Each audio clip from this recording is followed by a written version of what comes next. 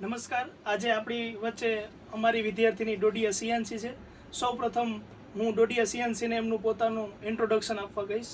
નમસ્કાર, મારું નામ ડોડિયા સિયાન્સી છે. હું માંગરોળ તાલુકાના શેપા ગામમાંથી આવું છું. આજે હું મારા સર સાથે અહીં વાતચીતમાં હાજર છું. સૌપ્રથમ ડોડિયા સિયાન્સી, આપને 10માની અંદર કેટલા પર્સન્ટાઇલ આવેલા? 94. ઓકે, શા માટે આપે અર્ક પસંદ કરેલી?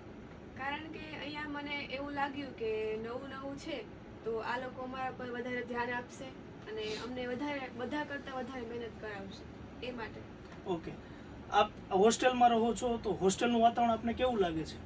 હોસ્ટેલનું વાતાવરણ બીજાની સાપેક્ષે ઘણું સારું છે. ત્યાં અમારી સાથે સારો વ્યવહાર કરવામાં આવે છે, અમને સારું ફૂડ આપવામાં આવે છે તથા અમારા પર રીડિંગમાં વધારે ધ્યાન આપવામાં છે બીજાની સાપેક્ષે. ઓકે, હવે તમને આ 6 મહિનાના અનુભવ દરમિયાન આપણા શૈક્ષણિક કાર્યની અંદર આપને શું તફાવત લાગ્યું?